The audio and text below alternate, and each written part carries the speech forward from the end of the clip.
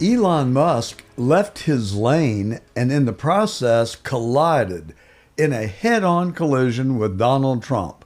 Then he left the White House with a black eye. Well, you see, it all started, folks, when Donald Trump introduced the One Big Beautiful Bill and at the same time appointed Elon Musk as the head of Doge to rat out fraud, waste, and abuse. And he's done a phenomenal job of doing that. Doge has identified almost $200 billion of fraud and waste and abuse. They've stopped contracts that have been just paying in perpetuity, even though the goods and services have ended. They found millions of people on the Social Security rolls that are over the age of 116.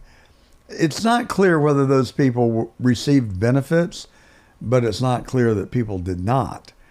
So it's still a work in progress, and the work is meaningful and it's important and it's great. But here's the problem.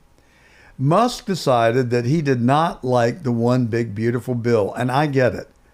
The One Big Beautiful Bill, as Rand Paul and Ron Johnson explained, expands the debt ceiling by about $4 trillion. That's on top of an already bloated deficit of $36 trillion. We will reach an inflection point. We will reach a tipping point where we can no longer outrun or service the debt. And that's Musk's big problem and that concern. And frankly, it's mine too. But here's, as I've said in weeks past, where I come down on it. Well, first, let's go to the White House and look at Musk and Trump in the White House, and you can see the black eye. Well, I wanted to ask quickly, Mr. Musk, is your eye okay? What happened to your eye? I noticed there was a bruise there. Well, it wasn't. I wasn't anywhere near France, so. But what does that mean? No, I didn't notice his First Lady of France. Getting slapped, you know. I didn't notice. Yeah, no, I was just horsing around with Lil X, and I said, "Go ahead, punch me in the face," and he did. Turns out, even a 5-year-old punching you in the face actually does. That was X that did? Yeah. X could do it. If you knew X, he I could saw do his it. mom right now. I didn't really feel much at the time, and then I guess it bruises up. But I was just horsing around with the kids. I didn't basically. notice it actually. Now, I don't know about you, but those of you who are watching on our live stream, you can go to getter.com and hit the live button. We're on the John Frederick stream. If you want to do us a favor, search for John Gordon Truth on Getter and subscribe and like our page so that we can interact with everybody there. But regardless, the Musk got outside of his lane. His lane was Doge. If he had stayed in his lane, he would still be in the president's favor and working in the White House. But he stepped out of his role and decided to criticize the One Big Beautiful Bill, which President Trump has really worked on. I mean, he has spent the last 5 months working on this bill.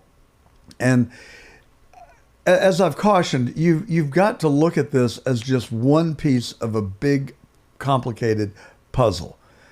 Other components of the puzzle are tariffs, interest rates, reducing spending, that's going to come, full employment, investment in our country, up to $10 trillion as currently identified from companies that have said they're going to invest in inside our country, including many American companies that have left the U.S. to manufacture in Mexico, China, India, other places around the world that are less expensive to do business. For one thing, they don't have regulations. Speaking of regulations, President Trump is going to slash regulations, making it easier to do business. So when Musk decided to be a lone actor and step out of his role in Doge and become a critic of the administration and the One Big Beautiful Bill, he and the president had a collision.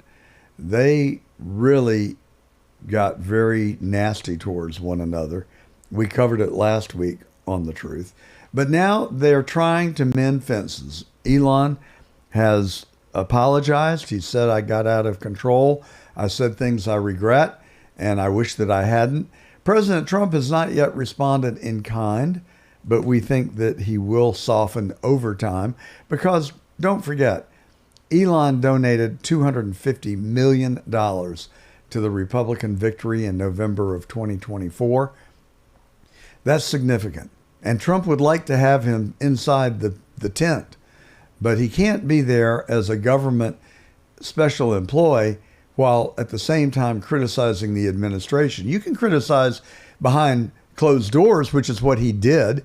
And he got into a ruckus with Scott Bessent, the Treasury Secretary, and reportedly pushed Bessent. And you just don't behave that way inside the White House, inside the Capitol, inside any legitimate business. You can have disagreements. You can pound the table. You can push back, but you can't get physical. And that's the mistake that Musk got. He had been incurring the ire of a lot of people, including Steve Bannon, who really does not like Elon Musk. Steve Bannon has been critical of Musk before Trump was ever reelected.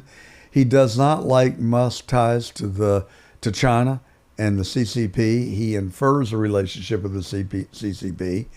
And just like so many other American businesses doing business in China, it all has to be done in cooperation with the CCP. And that's a big concern. I share Bannon's concern, but I don't hate Musk because of it. I think that Musk has found an ally in China, and they do a lot of manufacturing there. China is a huge market for Tesla. They also make cars that they export around the world. So China is very important material to Tesla.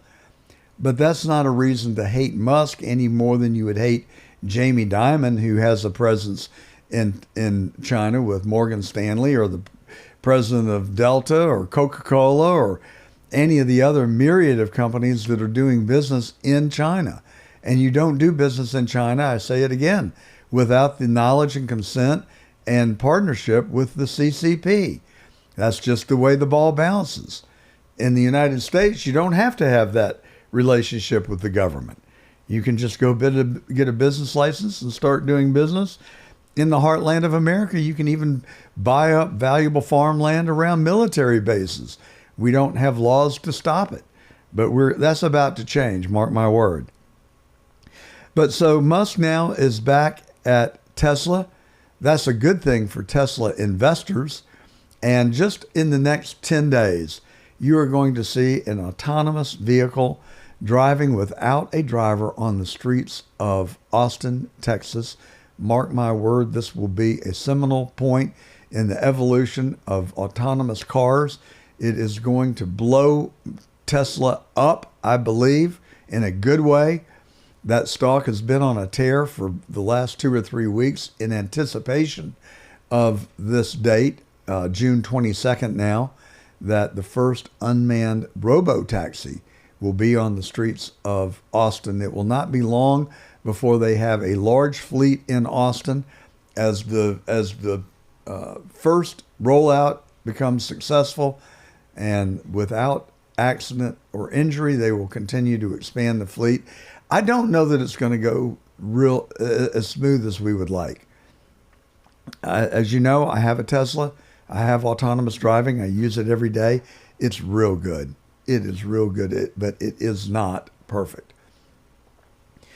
Just earlier this week, I was in a shopping mall. I summoned the car to me.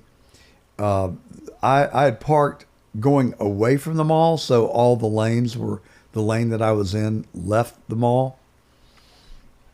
The car started to leave the mall. I believe it was going to go around and come up the other lane back towards where I was, but as it was leaving, it approached a public street. The car froze, and the summon feature will not work on public roadways, so it just stopped. So I ran down to the car, got in. It was no big deal. The only reason I tried it there was because I wanted to see what would happen, and there weren't other people around, so I knew I wasn't going to interfere with other people when they're driving. So I just illustrate that as an example of why, how the autonomous driving is not perfected. I would estimate that it's 98% of the way there, but it will do sometimes strange things. And so those kinks have got to get ironed out. Now, they have had hundreds of vehicles simulating driving in Austin. It is what is referred to as geofenced. So the car will not travel outside of the radius that has been determined. The roadways have been mapped, I'm sure. Alleys have been mapped. Idiosyncrasies have been identified.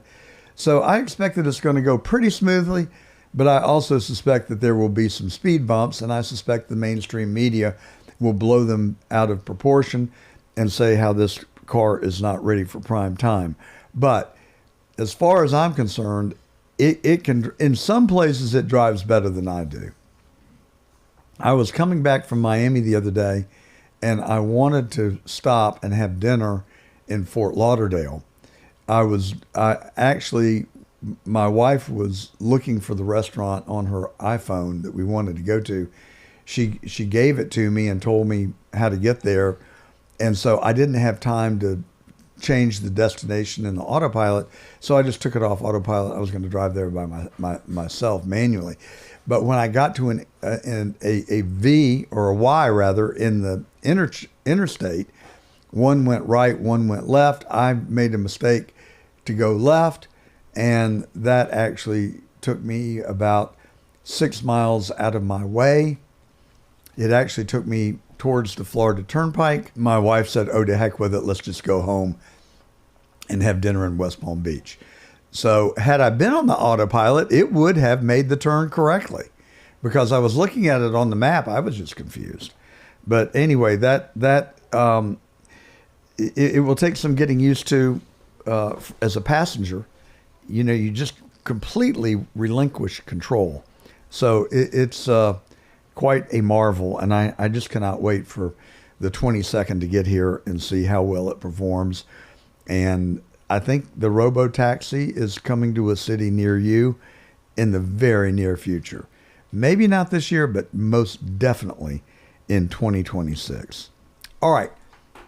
So we were talking about Musk got out of his lane. He picked out one part of President Trump's strategy that he didn't like. And in the course of voicing his disdain, he potentially injured passage of this bill. And that is a result that Trump cannot accept because, for one thing, it codifies the 2017 Trump tax cuts, which was the largest tax cut in our nation's history. But if you do not, and they're set to expire in 2025, just like almost right now, in August, I think. So if you allow those tax cuts to expire, what you get is a tax increase, and it will be the largest increase in the history of our country.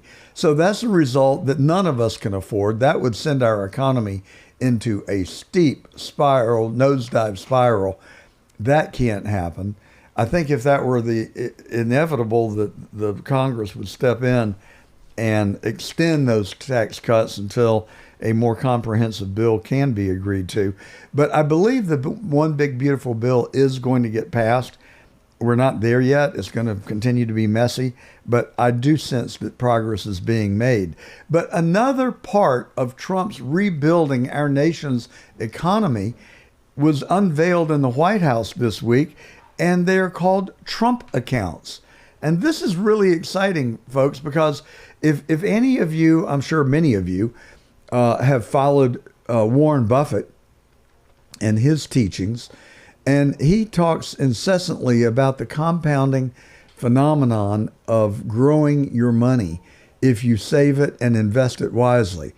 And the compounding effect of that can be astronomical, exponential. So what Trump is offering to do is to create a Trump account for every newborn as of this year, and our federal government will deposit into this account $1,000 for every new baby that is born. And as a prospective grandfather, new grandfather in August, or I don't know, another grandbaby's on the way. So we already have one granddaughter. I don't think that she will probably be eligible for a Trump account, most certainly, but she will not be eligible for the $1,000 government gift. But our grandson, to be born in August, should be eligible for the $1,000 donation from our federal government into his Trump account.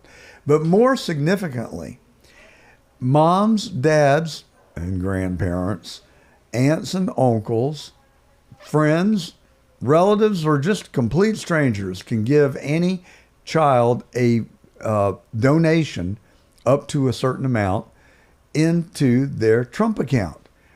And that money will grow tax-free until that child becomes, I think it's age 50. Don't hold me to that. Anthony, can you Google that for me real quick and see what the age is? It's like your 401k. You can contribute the money tax-free, but when you take it out, it's then taxed at ordinary income. Well, the growth will more than outpace the tax that you're going to pay. And presumably when you're at my age, retirement age, your income is going to be lower, so your marginal tax rate will be lower. That's the theory. Now, I continue to work. I work every day of my life, 7 days a week. Some days I work 10, 12, 15 hours a day. Other days I will work 3 or 4 hours a day. Saturdays and Sundays, I work 2 to 4 hours a day every weekend. It's just how I'm wired. I don't apologize for it. You know, maybe I need to learn how to have a little more fun, but I'm not complaining. I enjoy my life, and I actually genuinely like to work. I've worked since I was 12 years old. I've never stopped working, and I like it. I also like the sense of being successful. I think that is one of the benefits of working and earning. It builds self-esteem. That's what's wrong with the social welfare system, because you get money that you haven't earned, and that does not contribute to self-esteem. So producer Anthony Googled for me. Thank you, Anthony. Account holders gain full access to the Trump accounts at age 30, not 50, as I mistakenly said, and the entire balance must be withdrawn by the age of 31. Cha-ching, cha-ching, cha-ching. That's when the money's going to flow back into our national treasury, and they're going to get that $1,000 back in spades. Folks, this is brilliant. This is free money for the government. It is free money for the beneficiary, and it has advantages to the donor, the moms and dads and grandparents, because they're able to gift that money. Now, what I don't know, but suspect, is whether the money that they give comes out of the lifetime exclusion on gifting, which is currently, let's check that out, Anthony. I used to have that number right on the top of my head. But what is the amount of the total lifetime gifting that a single person can do? I want to say it's $11 million, I think, but that's per person. So a husband and wife, it would be 22 or 23 million, I think. Now it's 13.99. 13.99. So let's call it 14 million. Is that per individual? Yeah. So that's $30 million you can give away in your lifetime without having to pay any gift or inheritance taxes on it. So check it with your CPA. Don't take my word for it. I'm shooting from the hip a little bit. I used to know this stuff up one side and down the other, but I've gotten a little rusty on it. But I think the 30,000 foot view that I just gave you is accurate. But everybody wins by the Trump accounts. Everybody. Every 30-year-old will have a nest egg, a big nest egg, that $1,000 I think is worth 50 grand in 30 years. I think that's the number I read. And that doesn't include monies that people can give to the child or give to the individual. And that too will multiply and compound. So it can really grow to a very large sum of money. And just imagine if you had an account when you were 30 turned over to you that was 50 or 100,000 or even more that you could use to buy a home, buy a business, maybe further your education, buy an automobile, a Tesla with full self-driving, no doubt. I mean, this is really, really smart. And it's going to be newfound money for the U.S. Treasury because all that money will get taxed at the ordinary income rate when the individual is 30 years old, 31 years old, and it will be a windfall for the government as well as for the individual. So I think it is just absolute brilliance.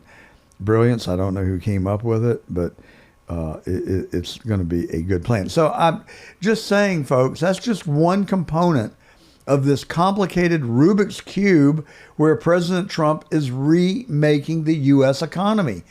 $10 trillion, you've heard me say it before, I'll say it again, of new investment over the next 4 years is going to create hundreds of thousands of new jobs. It is going to create hundreds of millions of dollars of new additions to the GDP, which will result in increased tax revenue at the national, state, and local level. You've got to look at the whole plan. You can't just cherry pick one piece of it, criticize it, and then upset the whole apple cart. That was what Musk was. I don't think he had bad motives or intentions at all. That's what he was guilty of, though. And so now, if the big, beautiful bill passes next year, and he damn well better do it, or I'll come back on here and rail about it and fuss about it and fume about it.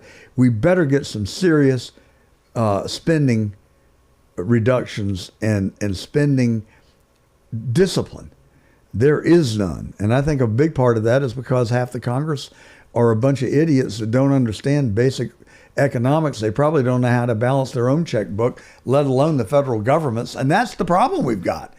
I've concluded that this spending may be the result of just sheer incompetence and a belief that the tooth fairy really does exist, and they're spinning us into oblivion. It's got to stop. All right, so L.A. is on fire because Donald Trump did what he promised us he would, and that was to deport illegal aliens. There are as many as 20 million in America. And we now know why the American people do not trust the left liberal lunatics. Because the only way they can convince you they are right is to lie to you. Point in case, Gavin Newsom, the governor of California. Donald Trump's government isn't protecting our communities. They're traumatizing our communities. And that seems to be the entire point. California will keep fighting. It will keep fighting on behalf of our people, all of our people, including in the courts. Just yesterday, we filed a legal challenge to Donald Trump's reckless deployment of American troops to a major American city. Today, we sought an emergency court order to stop the use of the American military to engage in law enforcement activities across Los Angeles. If some of us could be snatched off the streets without a warrant, based only on suspicion or skin color, then none of us are safe. Authoritarian regimes begin by targeting people who are least able to defend themselves, but they do not stop there. Trump and his loyalists, they thrive on division because it allows them to take more power and exert even more control. And by the way, Trump, he's not opposed to lawlessness and violence as long as it serves him. That's just a lie. That is just a blatant, downright, embarrassing lie. And the people of California are the ones who have the responsibility to hold Gavin Newsom accountable for his lies. He is playing to a larger audience of left liberal lunatics who believe his dogma, which is based fundamentally on lies. He is saying that Donald Trump is deploying the National Guard because of some, I don't know, what did he say, Anthony? Just because he wants to divide our country?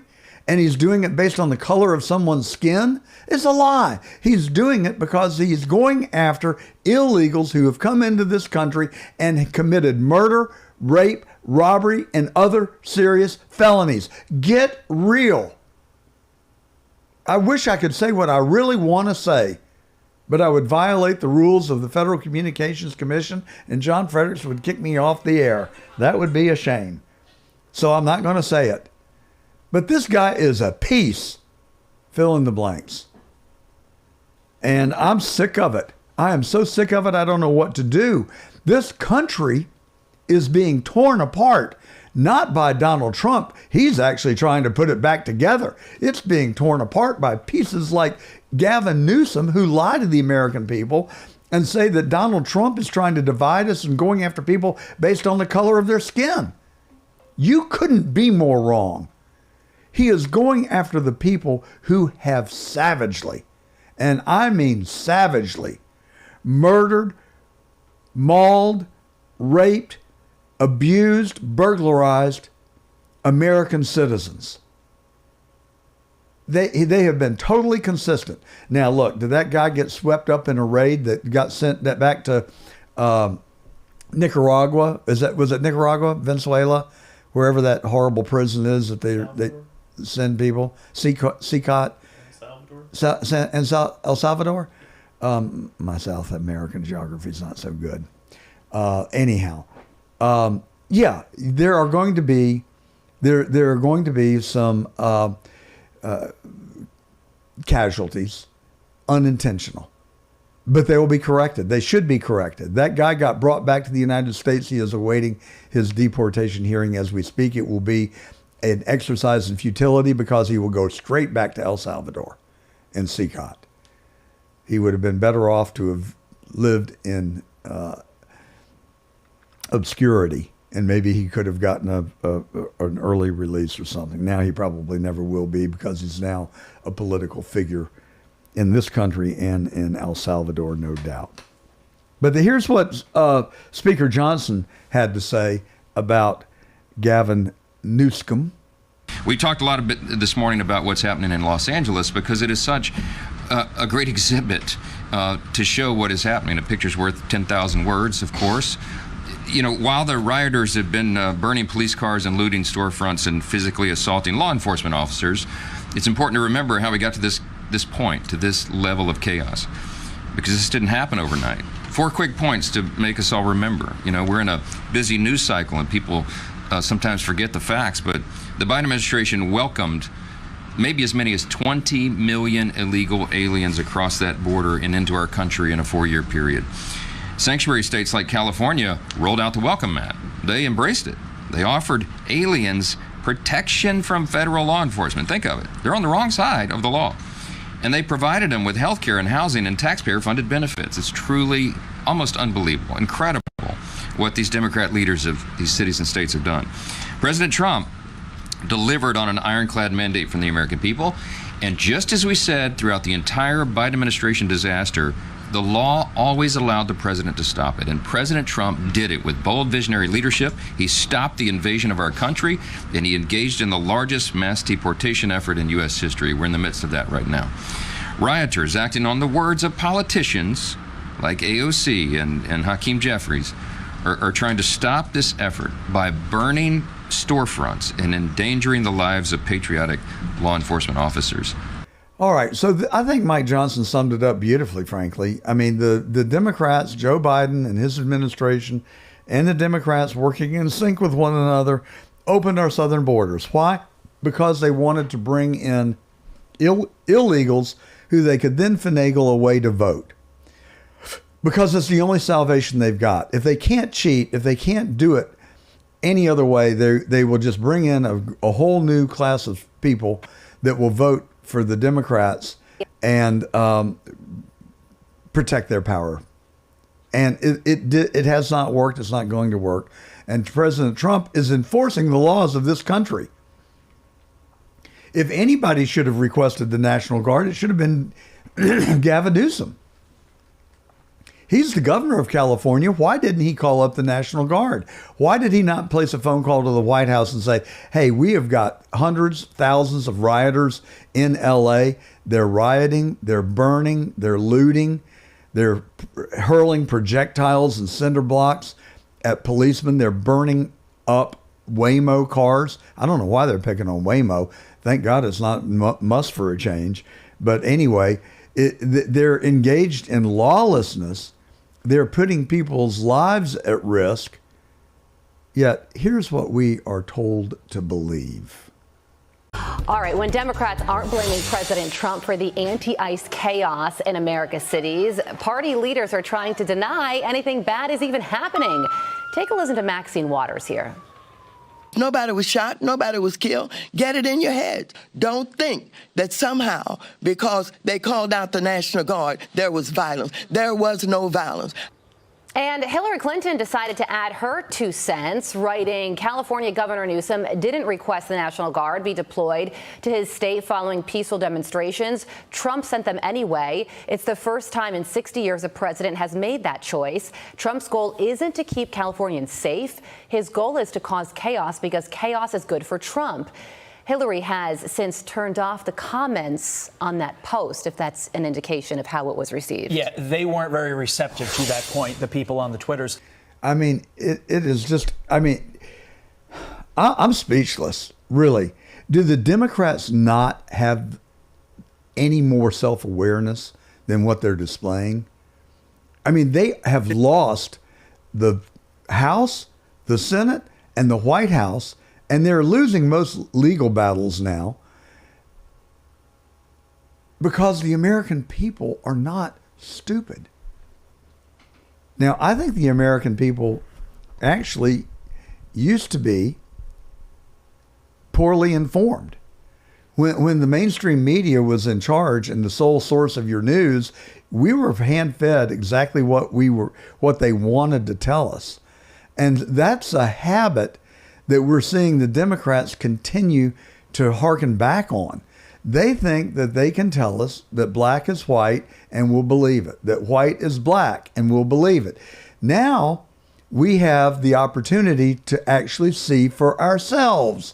And so when Maxine Waters duplicitously, easy for you to say, when she lies to us and tells us there's no violence there, all we have to do is flip on a reliable news service or go to YouTube or the internet, some other form of the internet. And here's what we see. Outrage from Los Angeles makes its way to Houston following the ICE raids made across the country. This is video of Houstonians protesting the raids. Meanwhile, the protests in Los Angeles overnight got violent. Demonstrators setting fires and even throwing things at police officers. Right now, dozens have been arrested. Jonathan Vigilati has more from LA. Tensions remain high in Los Angeles after thousands took to the streets on Sunday to protest immigration sweeps happening throughout the region and the country. Downtown, protesters set vehicles on fire, threw rocks at squad cars, and blocked the busy 101 freeway. We're here at what is the entrance to downtown LA, and you can see the destruction that's been caused here. You've got several vehicles that are on fire. We're told that these are Waymo cars. You have the National Guard here, LAPD. They put out tear gas and flashbangs that you hear right now to disperse the crowd. It has been working. An act of violence, whether toward officers, demonstrators, or the public, will be met with swift and lawful action. LA's police chief says dozens of arrests were made in the past 48 hours. LA Mayor Karen Bass. I was hoping to prevent this situation from happening. It's the last thing our city needs.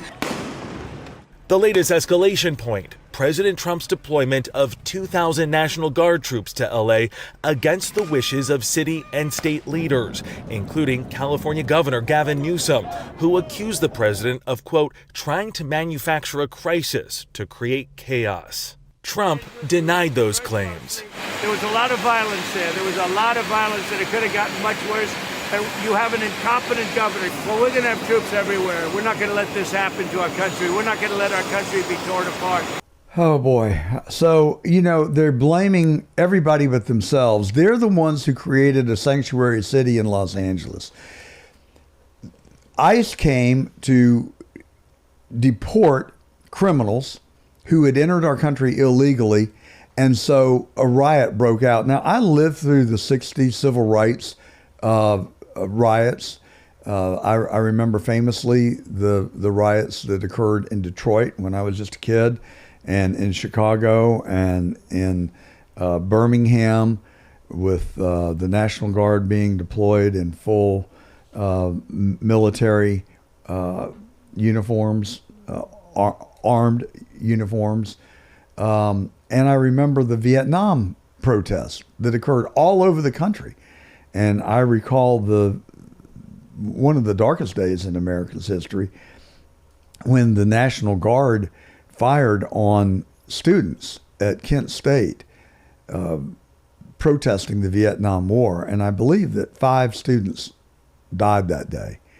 I don't know that we ever learned what happened, who fired the shots, or how it got out of control. But the fact of the matter is it did. But there's a distinction I'm trying to make. Those riots grew out of legitimacy.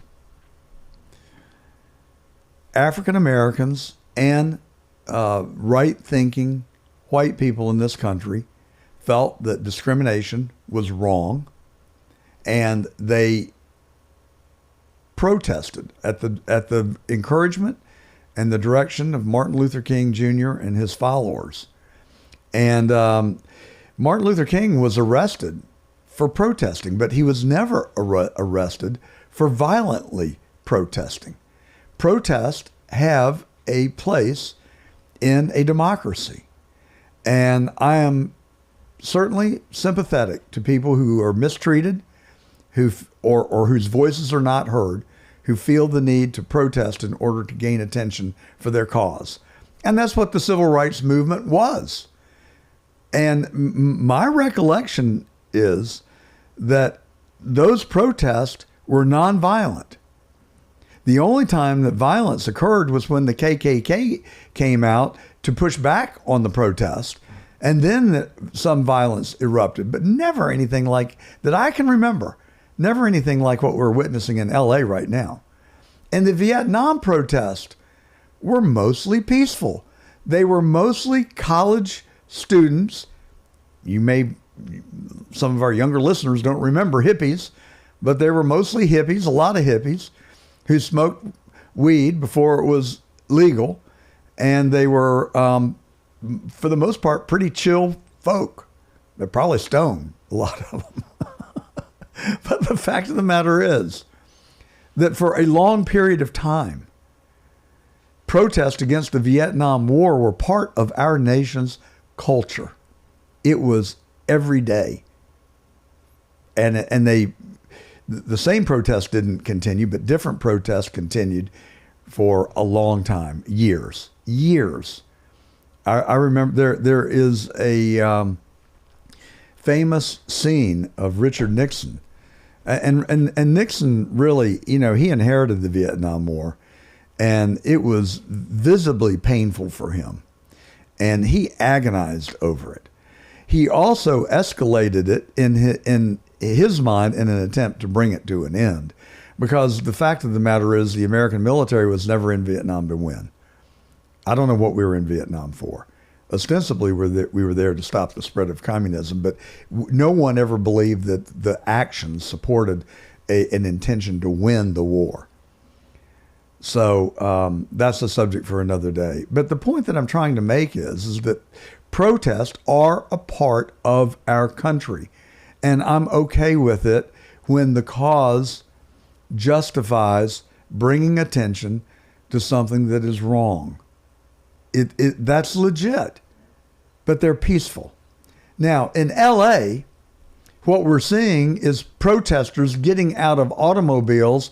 They're getting out of the cars with gas masks, bulletproof vest on, riot gear. They're coming prepared with pre-printed signs, and the FBI is now investigating to find out who are these people that are protesting? Are they being paid to protest? And who are the organizers? And is money changing hands to encourage these people to go protest, which have now turned violent? They are hurling projectiles at policemen. That is a violent, illegal, unacceptable form of protest. And it's Gavin Newsom's responsibility to stop it. It is Ms. Karen Bass's responsibility to stop it. But they shirk their responsibility, falling back on this fake, false narrative that is just nothing but a pure, unmitigated lie that these are nonviolent. Yet we can turn on Fox and Newsmax and go to on the internet and YouTube, and you can see that people are very violent. When are the Democrats going to wake up? When are they going to stop trying to cram down our throats a bunch of lies and illegal activity? It is illegal for a foreign person to come into this country without crossing a border with a passport and getting lawfully admitted. Every alien in this country that did not do that is illegal. They have broken the law. They deserve to be deported, but that's not who we're after. We're after the criminals. The people who have come here, who have engaged in violent conduct, unlawful conduct that are rise to the level of a felony. That's who we're after. And if you're an illegal and you get swept up into that net, well, I'm sorry. I really am. But I'm really not. Go home. Self-deport. It's a problem. There is an argument to be made on the other side, I will tell you that. And I'm building a house in West Palm Beach, and we have had a large number of Hispanics working on our project. They have come to us through subcontractors. It is not our job to go get their I-9s and their green cards and vet them. That is the subcontractors' jobs. But I would suspect that many of them were illegal. But the fact of the matter is, I don't think we would have ever been able to build our house if it weren't for them, because you cannot find manual labor other than largely through illegal immigrants. And that's just a fact. And that's why I don't agree with this notion that people who are here illegally but have worked for some period of time and have been law-abiding, good citizens, that they should have to be deported or self-deport, go back to their country of origin, and then go through a process that can take up to 2 years to come back into our country. And the Gordon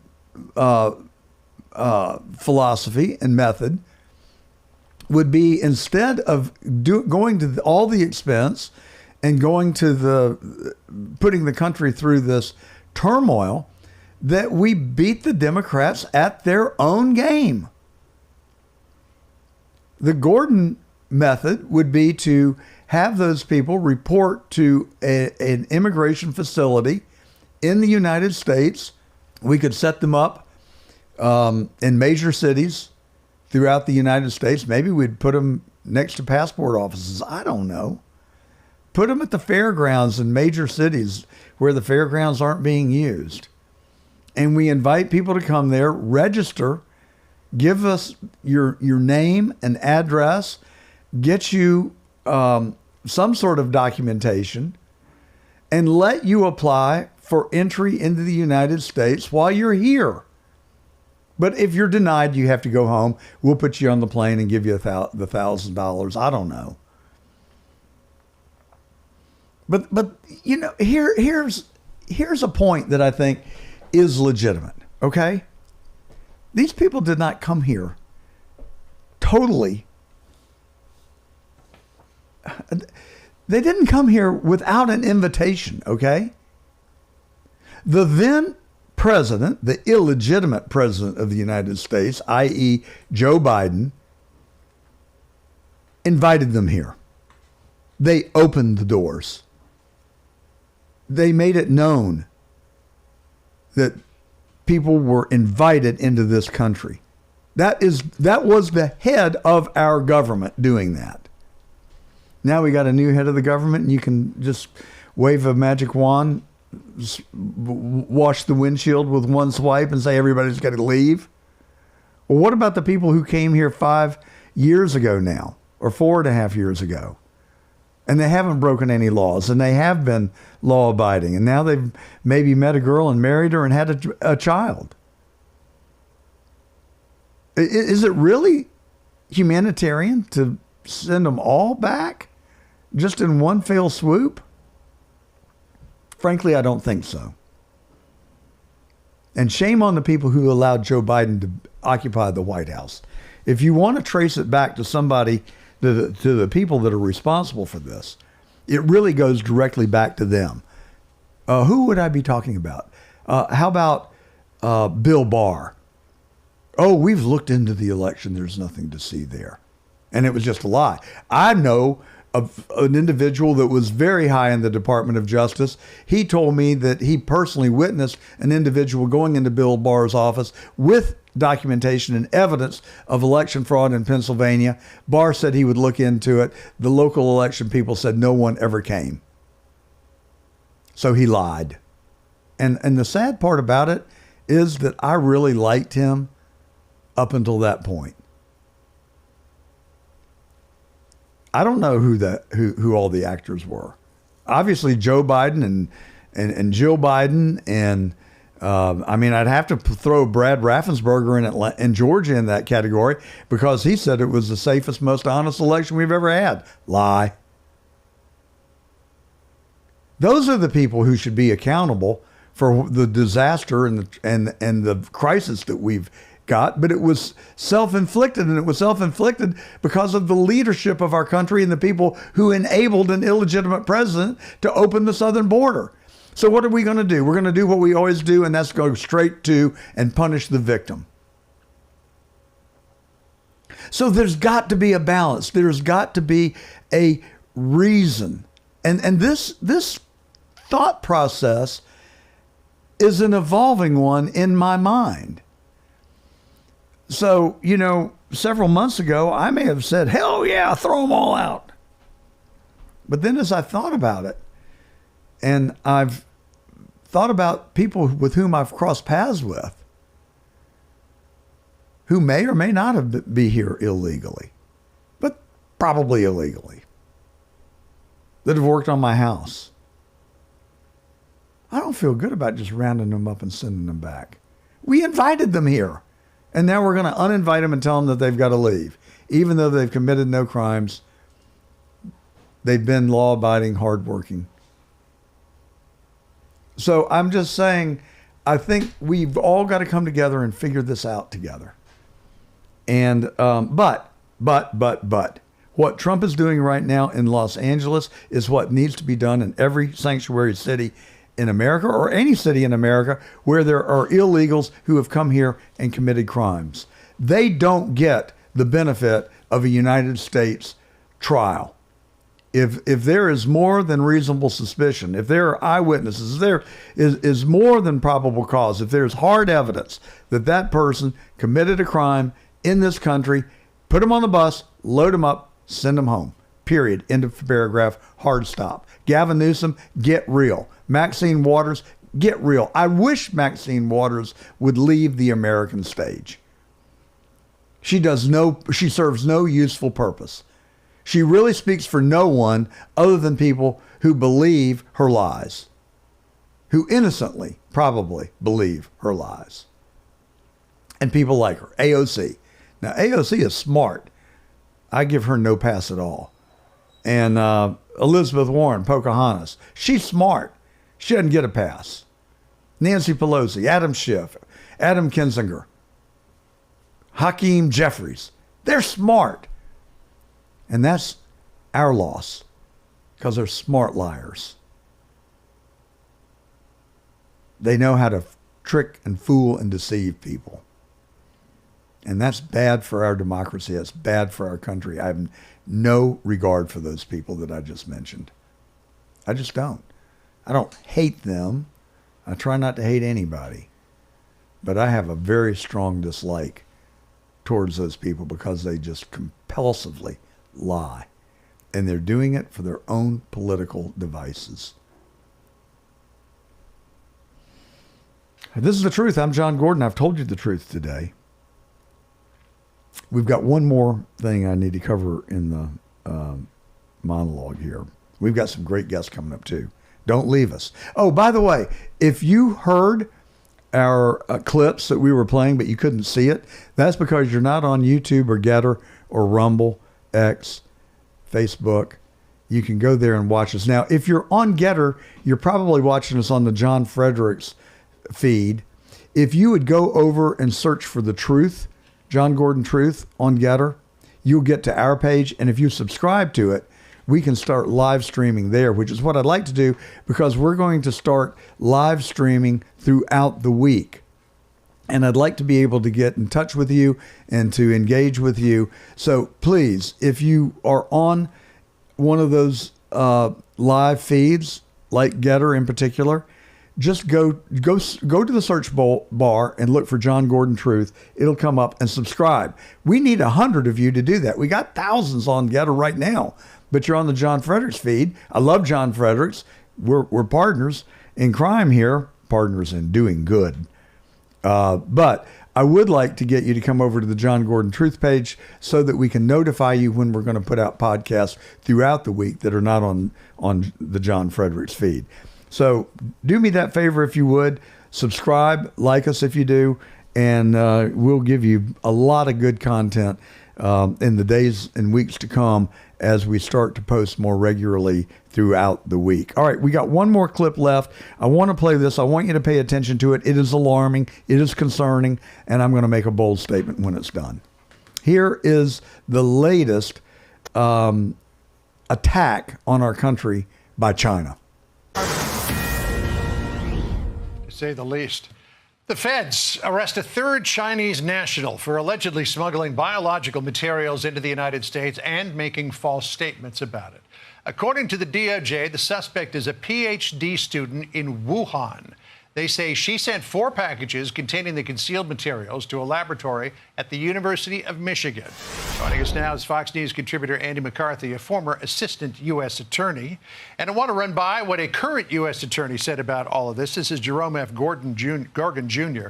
The alleged smuggling of biological materials by this alien from a science and technology university in Wuhan, China, to be used at a University of Michigan laboratory is part of an alarming pattern that threatens our security.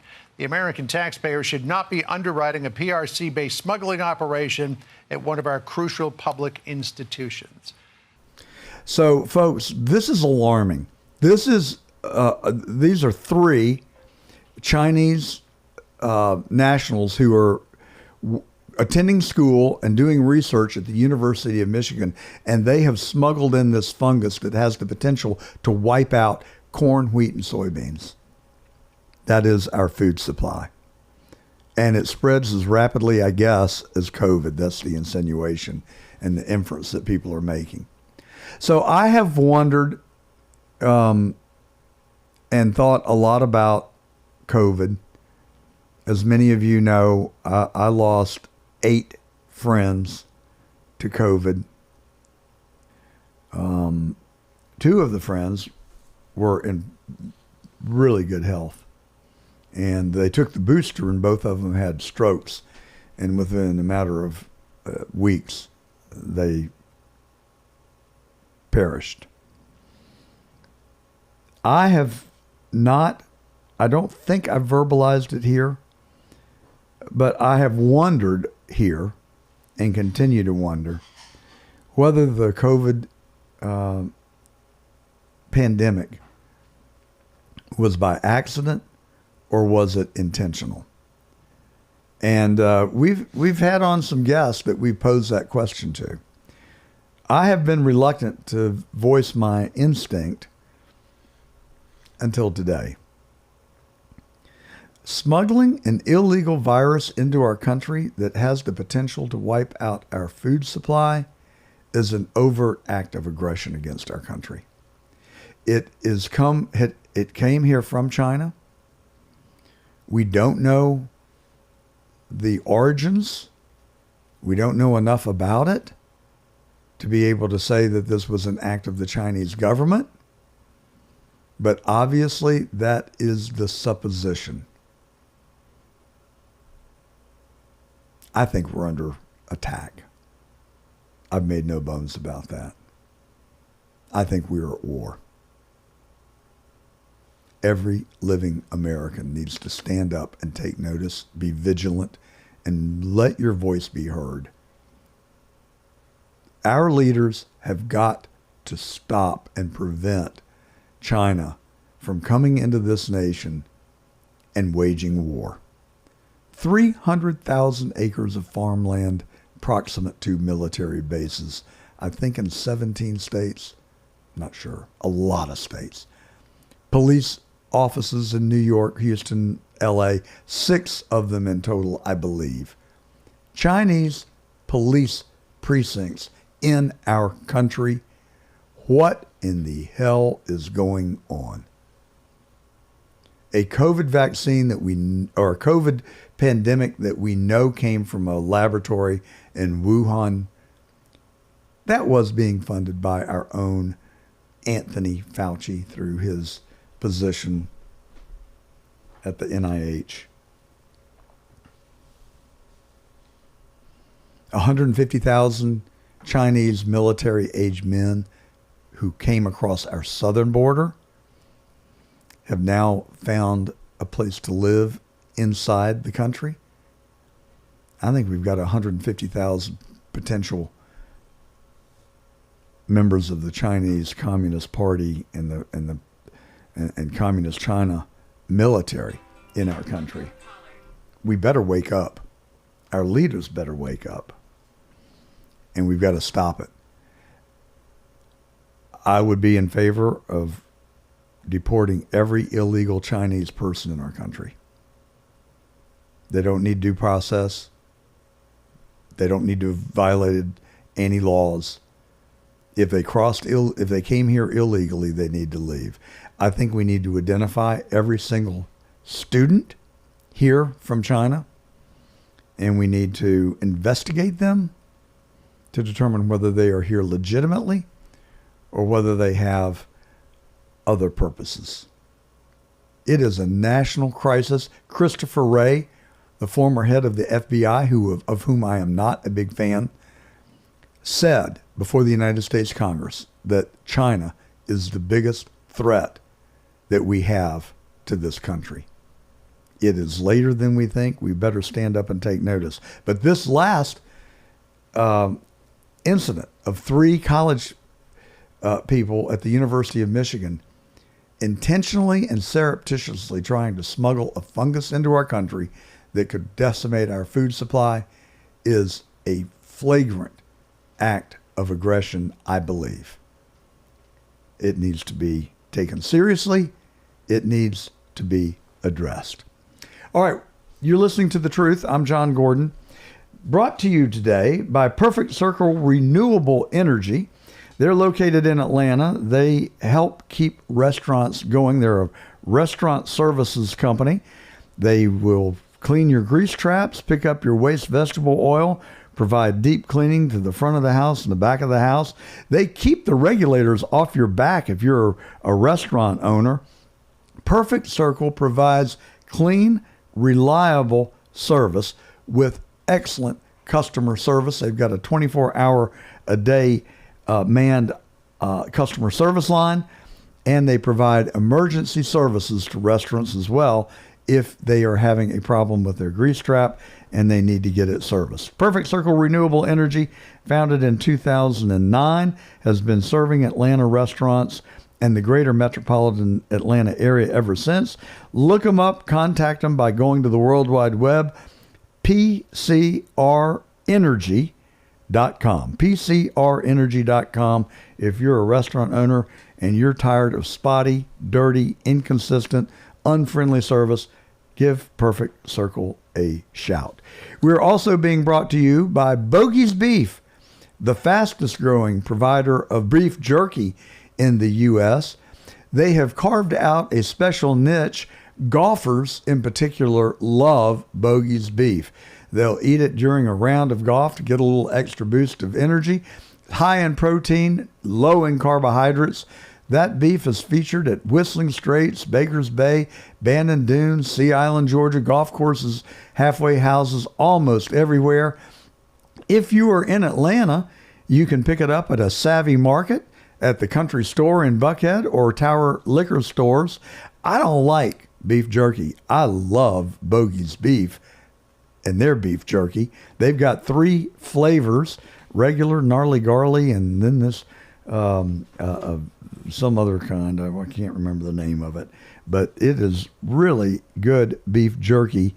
Bogey's Beef. You can also look them up on the web at www.bogiesbeef.com. Try it. I think you'll like it.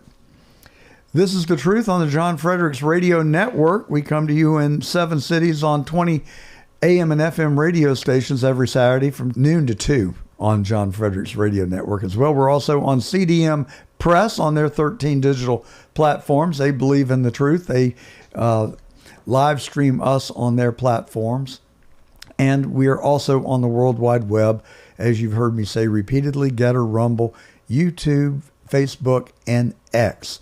Go on Getter today, find the John Gordon Truth page, subscribe to us. We'll send you a notification when we put up more compelling information and content.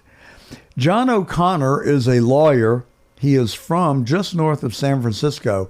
He has studied politics and current events in America since the Watergate era. He's been on The Truth before, talking about the Washington Post and how they threw Deep Throat under the bus and the entire Watergate dark part of our nation's history. But right now he's focused on the LA riots and LA politics. So let's get right to John O'Connor. It's my pleasure to welcome back to The Truth John O'Connor. He is an author. We had him on a few months ago after he wrote The Mysteries of Watergate, What Really Happened, and Postgate. And there's certainly a lot of relevance in those books to what is happening today. John, welcome back to The Truth. And don't you think that the scandals of the Biden administration eclipse Watergate by an order of magnitude? Well, yes, clearly. There is no comparison.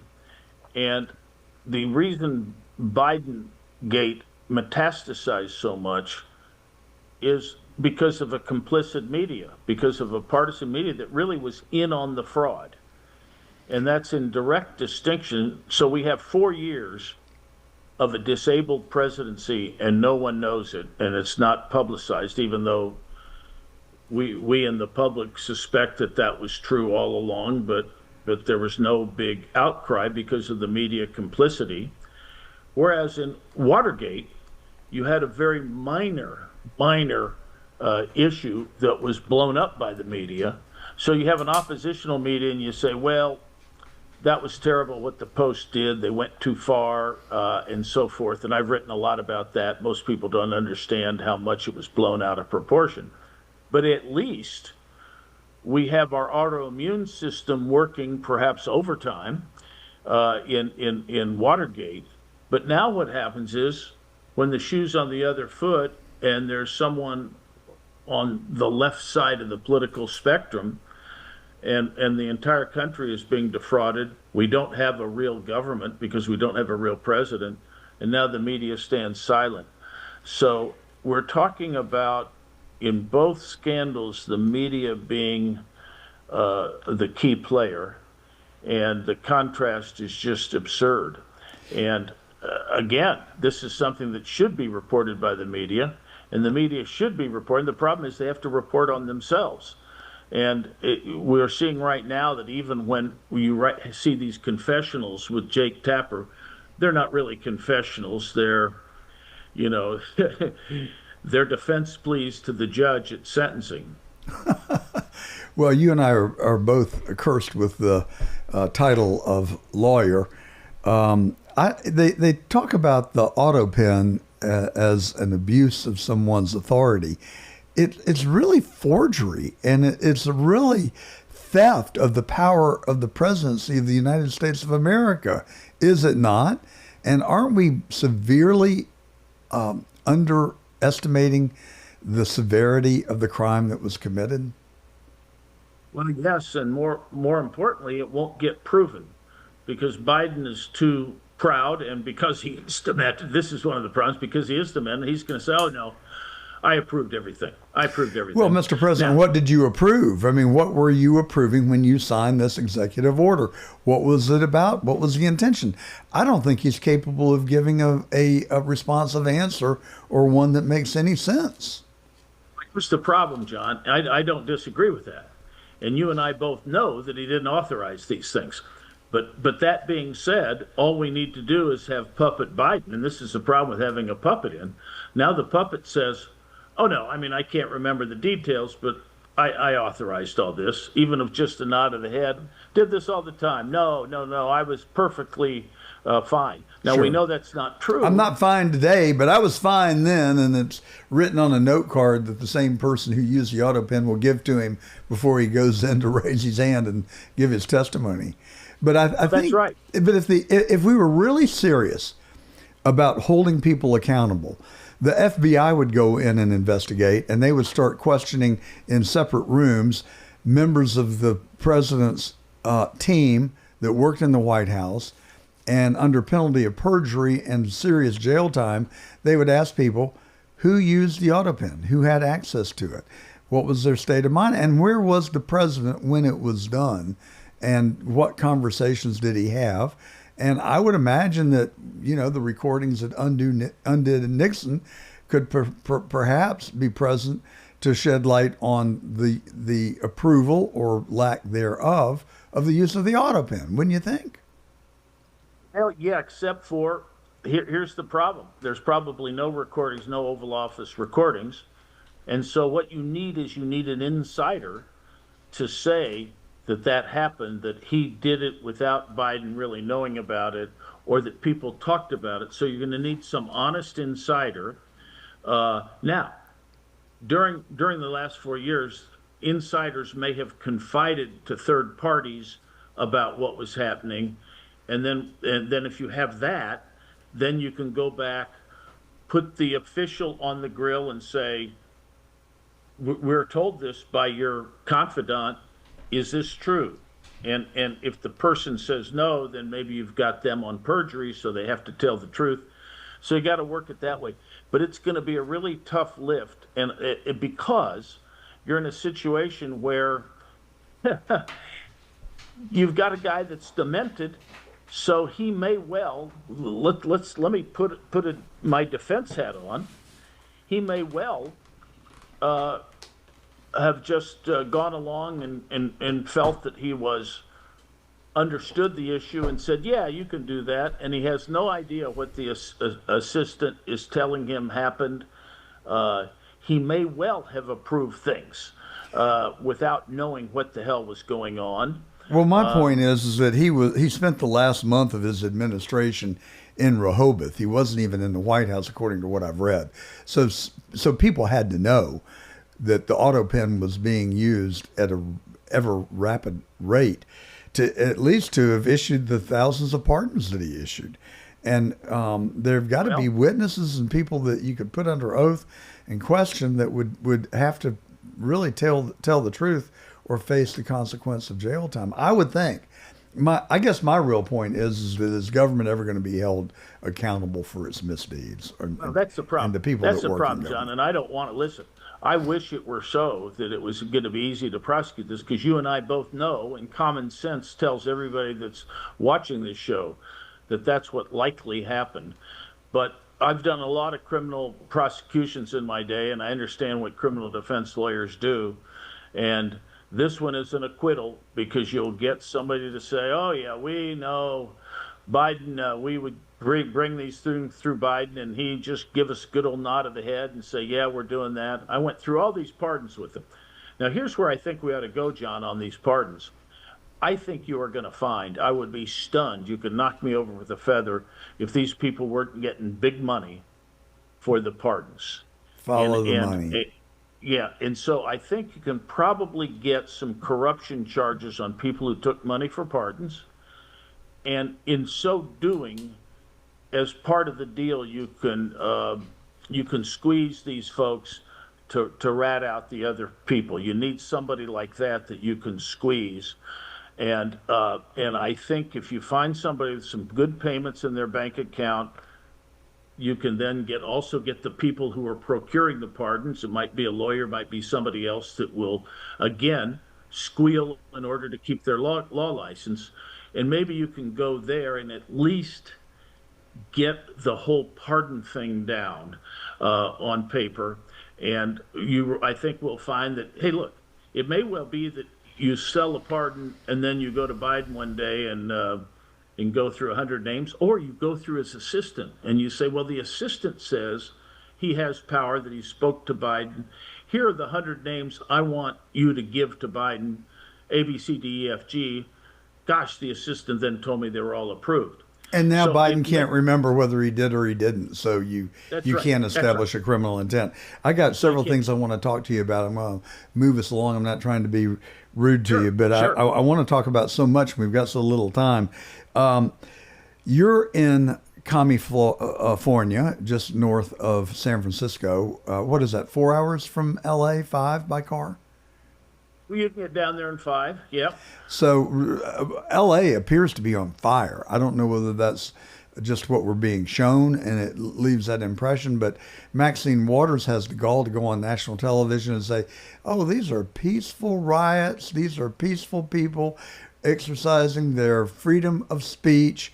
And it's just a lie. Do they not care about their credibility? Do they not have a conscience that directs them in telling the truth? But we can see it with our on television behind her while she's talking. What in the world is going on, and what possesses these people? First of all, I'm very happy that LA has taken over from San Francisco the mantle of being the dysfunctional part of California. So I'm glad There's a about silver that. lining there. Right. But one of the things, John, that is scary about Los Angeles is when you really get down to cases, there may well be as many as 500,000 to 1 million. I think 500,000 is a conservative estimate to 1 million illegal immigrants in the greater Los Angeles area. Of 5 million people, 1 million of them are probably illegals. So that part of it is kind of scary. And I think the people that are here illegally from years back and are good citizens, good fake citizens and so forth, I think they more than anybody else decry this whole idea of the Biden border invasion. But what this is that this is an opportunity for all the various organizations like Antifa, BLM, those types of organizations. And I'm not sure BLM's around anymore after they've bought all their mansions. But that's a scary part of this, is that this is so organized and well funded. We have funding sources that are really trying to destroy the fabric of America, and you're seeing this right now. People are showing up with these packages of gas masks and other things to help the protesters. They're in uniform. They have radio contact with one another. There's a $45 million Biden grant to one of the groups, Chirla, that is helping this whole thing. So it's a very, very sick thing. And I think a lot more nonprofits are involved in this, NGOs. So we have embedded in our system some cancers, really, is the only way you can look at it. Where do you think the money would lead us to? Where do you think the puppet masters are? Well, some of it are people within the Democratic Party. I mean, if the Biden administration has given $45 million to Chirla, you have that issue because it gets them votes and it gets them, who knows what's happening in election with those folks. You can go out and come back with a lot of votes if you've got people that seem to be citizens. So that's one of the places it's going to go. And then, of course, you've got the regular suspects like George Soros. But you've got that's one of the issues here is this. And of course, then you have some labor organizations that I don't think are quite as important, but you do have that as well. So we're talking about some of our leaders being willing to lie on national television. The fact of the matter is they're actually willing to take innocent lives along with them just for their pure political power and greed. Because that's what's happening on the streets of LA. If what you're saying is correct and it traces back to the Democratic Party, they are literally costing people's lives, not to mention the people they maim and paralyze and injure. Now look at the summer of 2020, and that's one of the problems. None of that got punished. I mean, they took the January 6 people. If you were in the area of the Capitol and breathing, the government tracked you down and got you. But for the summer of 2020, nothing happened. And so those folks are all alive and well. And I think they're looking for a reprise of that. And this thing's got to be, there's got to be serious punishment, or this is just going to keep happening. So Gavin Newsom is your governor, like it or not. Do you think that there's any validity to the pushback that he is giving about the National Guard and the Marines coming into the sovereign state of Los Angeles? Well, of course not. First of all, the feds right now are not doing anything other than protecting ICE agents, but they're not exercising police powers right now. There's only a vague argument that because they're helping ICE, they're exercising police powers, but they're not. So there's not really even an argument on that. But I think Newsom, and this is what's sort of scary, is I think he'll probably get a lot of traction within the left part of the Democratic Party. And this is a real test case to see if that has traction, because I do believe even within the Democratic side of things, I think most Democrats watching TV are watching in horror. And will their anti-Trump thoughts, their Trump derangement syndrome, overtake their good sense? And let's see how this works, because he's clearly establishing himself on the left side of the party now. He had been making some moderate noises, and so this may help him, he thinks, in his presidential run. So we'll see how this takes off. I think it'd be terrible if it worked. Well, I saw him on television last night, and the way that he talked about Donald Trump was shameful.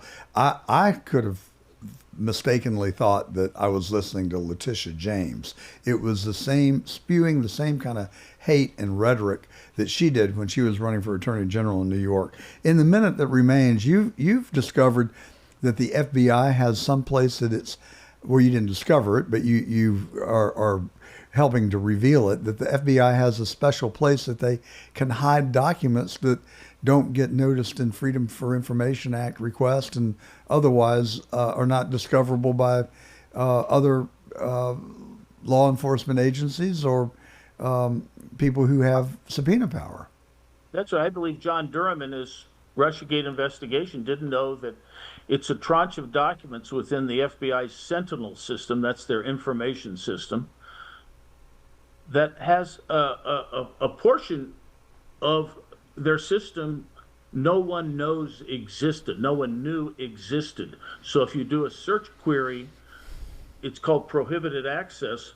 The search query does not turn up any of those documents. It will turn up something called restricted access documents, which may be highly confidential national security documents, and you think you're getting everything. At least you think you're getting the titles of everything, even if you don't get those national security documents, you know they're there.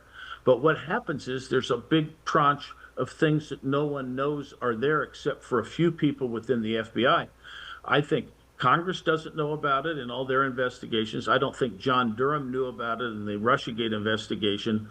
And query, did Michael Horowitz, the Inspector General who did a Russiagate investigation, did he know they existed? If he knew they existed, query, was he sworn to secrecy? So one way or the other, either Horowitz is in on the scheme or he's been a defrauded victim. But no one, and if you look at everything from the Ukraine, I mean, remember the FBI was right in the middle of the corruption investigations in Ukraine. People forget that James Comey had an agent right in there in Ukraine at the time of these Hunter Biden's corruption stuff.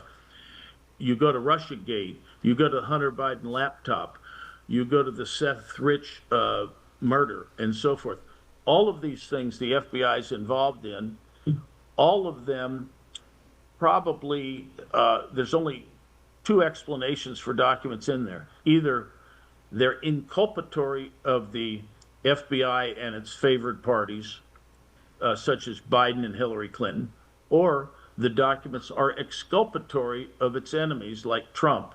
In many cases, I suspect they're both. I was going to say. So you will have documents trapping Trump and Trump's people, in which Trump's people they're trying to make guilty, and in fact the FBI is breaking the law because they're doing FISA applications that are knowingly false. So that's what I think is in there.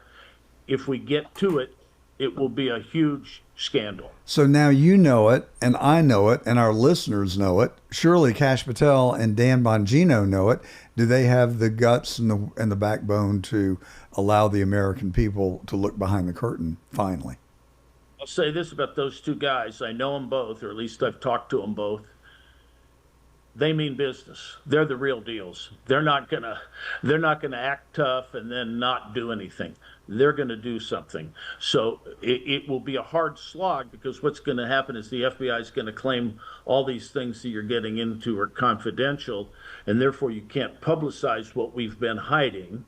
So that's a battle, but they will get into it, and they will have the clearances, and they will be able to do some things that I think if I were James Comey, I'd be squirming a little bit. Well, thank you, John O'Connor, for coming back on The Truth. I thoroughly enjoyed it. I wish we had more time. We're going to have to leave it at that for today, but I do hope you'll come back soon, and I always enjoy our conversations. Have a great rest of your weekend. So the nation currently has a 4.2% unemployment rate. Meanwhile, in some states, it's hard to get a job unless you'll join a union. Our next guest is here to say that's not the way it should be. Mark Mix is president of the National Right to Work Legal Defense Foundation. Mark, welcome to the show. John, good to be with you. Thanks for the opportunity to chat a little bit about the truth. How about that? Oh, that is a subject near and dear to my heart. So what prompted you to get involved in the Right to Work movement? Well, John, it's been a long journey from high school, where I was mentored by an extremely liberal social studies teacher, civics teacher, that kind of convinced me that the idea of communism, socialism, Marxism should be the rule of the day. From a journey into college, learning about individual freedom and individual rights, getting a little more education about kind of who we are as Americans. Growing up a union household, actually, with a stepfather who was a 32-year member of the International Association of Machinists, and a mother who was a union member with the Civil Service Employees Association in New York State, washing dishes in a cafeteria, I was primed to be kind of on the other side. But when I learned about the power that union officials have been granted in America to compel someone to pay them for the right to work, that's when my eyes kind of opened up about individual freedom and liberty. And now for the last 38 plus years, I've committed myself to helping workers protect those individual freedoms that should be part and parcel of this grand experiment in self-government. Good for you. You know, it is astounding to me that we are even having a conversation about socialism and communism. I mean, when my entire life, those terms were virtually forbidden. I mean, they weren't forbidden because we have freedom of speech, but they were so contrary to our way of thinking and our way of life that we didn't even consider those as possibilities in our great country. Today, however, we find ourselves having to fight socialism and communism at virtually every turn, including in the workplace. What do you think? Yeah, indeed. We don't have to go back that far in American history to find out kind of the origins of all this. I mean, let's go back to the late 1800s, early 1900s for a gentleman by the name of Samuel Gompers. Samuel Gompers was the father of the American labor movement in America. And in his final speech to the delegates of the AFL, the American Federation of Labor, in El Paso, Texas, Samuel Gompers said this, and this is a profound statement about how unions ought to operate in the United States. He said, "The workers of America adhere to voluntary institutions, that anything that is formed through voluntarism is inherently stronger and will preserve longer than anything that's forced together through compulsion."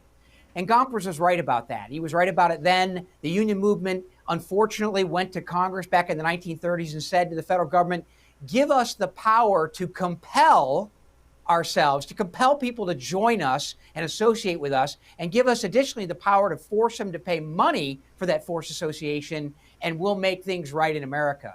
That type of collectivism has spawned what is kind of the basis for this idea that, you know, these private organizations like labor unions have power out of all proportion to the numbers that they claim to represent. And so from the 1930s till today, John, workers in 24 states that don't have right to work laws can lose their job, not because of their performance being the best or the worst, or because of their color being white, black, or yellow, or red, or whatever they are. But if they don't tender dues or fees to a labor union, they will be fired from their jobs. That collectivism is outrageous and really a violation of who we are as Americans, as founded back in our constitutional and Bill of Rights, and the idea to associate. If you don't have the right to associate, you have to have the right not to associate, right? The corollary would prove true. But unfortunately, labor policy in this country is not written that way. Do you think that labor unions have outlived their usefulness in today's society? I mean, I think if you look back to the early 1900s when people were working in factories and they were required to work very long hours in dangerous conditions, and they did not have a voice, that maybe unions filled a purpose and a role. Have we moved past that as a society today? Yeah, well, that role, to your point, you know, the idea, people often have this idea that unions were necessary back then, and I agree. Unions are necessary today, and unions will be necessary in the future as workers choose to voluntarily join together to amplify their voice. The problem that we have is there's no place for forced unionism in that evolution of the union movement. But yet, union officials have adopted this power that's granted from the United States Congress or granted from a state legislature to basically have this unique privilege to force themselves on people that didn't ask for, didn't want, and didn't vote for them. So that type of unionism has no place in the American marketplace. That type of unionism is on the decline in the American workplace because employers understand very clearly, John, and you know this, it's common sense. If you don't take care of your employees, they won't take care of you. And pretty soon your business will be struggling because you've decided to ignore the needs and the necessities of the employees that make your business possible. So the idea of this evolution of the business model has improved to the point where, you know, people, the union rate in the private sector in America today is 5.9%. And there's a reason why that is. It's not, union officials would tell you it's because everyone's against unions. That's not the case. The reason is employers are taking care of their employees, knowing that they're one of the most important parts of any business enterprise. Absolutely. And the free marketplace would be a fine way, in my mind, to encourage companies to treat their employees well. As you point out, I've run a business for 38 years, and one of the hardest jobs that I have is to identify, recruit, hire, train, and retain our employees. And so we do everything we can to be an attractive place to work. And I think that as a consequence, that's why our average tenure in my businesses is over 15 years. And I think that's an important metric for us. We don't want turnover. It's very costly. So why can't private enterprise govern itself in terms of treating its employees fairly? Well, that's a great question, John, and I don't know if I have the actual answer or the solution to the problem, but let's take the automobile industry in the United States of America. Let's use that as a case study. You know, we've had the quote-unquote big three for all these years, Ford, GM, and then known Chrysler, now known as Stellantis, and they basically had a monopoly on car manufacturing in the United States. So what happened to the American product? It declined in its quality and its value. And the employees and the company said, yeah, look, if we get a union, and United Auto Workers Union organized the automobile business back in 1937, and that legacy continues throughout the whole process. But what happened, to your point, all of a sudden someone looks around at the American market for automobile manufacturing and say, you know what? There are gross inefficiencies in that market. We can come to the United States and we can make automobiles and we can sell them of higher quality. We can be non-union. We can take care of our employees, and we can make Nissan, BMW, Volkswagen, Hyundais, Mitsubishis, all these Volvos, all of these companies have come to the United States. And what happened, John, is that the unionization rate in automobile manufacturing decreased, the quality of the product increased, and there are workers working in right-to-work states manufacturing quality automobiles that are making more money than their brethren, unionized brethren, at the so-called Big Three, which is now the Little Three when it comes to market share in the United States. So how has Elon Musk avoided unionizing in his plants? He's certainly got Fremont and Austin and a plant in New York and others, I'm sure, around the country, Nevada, for instance, for batteries. How has he avoided unionization? Well, I think the same way that you are, John, is taking care of his employees. I mean, those employees, I think, realize the value proposition of working for a company like Tesla and their battery operation. And apparently Elon Musk does a good job of rewarding them and honoring them. The UAW would have us believe that, they are they're abused and violated. But the fact is, they speak for themselves. I mean, that's why only 5.9% of the private sector workforce is unionized. It's not because the unions have been litigated against or regulated against, or, the laws have written that unions don't have privilege. They have privileges outstripped what any private business has in the country. Exempt from antitrust laws, exempt from, quote, extortion laws. I mean, they have power and privilege that is unique to their particular proposition, whereas small businesses and businesses like Elon Musk, the one thing they have to do, the one thing that John Gordon has to do, is take care of his employees. Otherwise, you're in big trouble. So I think Elon's done that. And the results today that the unions haven't been able to organize Tesla workers or SpaceX workers or X workers is a result of taking care of the employees. Absolutely. And I think you'd probably find more millionaires that work in Tesla factories than any other of their competitors, because stock options and rewards with stock have been a big part of their culture. So you would think that living in our country, that people who really espouse unions tend to skew more liberal and be more on the left-hand side of the political spectrum. Yet the countries that are socialist and communist, like China and Japan, well, I wouldn't say that Japan would be in that boat, and South Korea. So Japan and South Korea, I'm not exactly sure what their form of government is, but it's not communism or socialism, but it might be skewing in that direction. But certainly China, which is a huge competitor of ours in the automobile industry, do they permit unions? Are they unionized? Yeah, no, well, obviously in a top-down controlled economy like that, I suspect that the government has a real problem with unionization.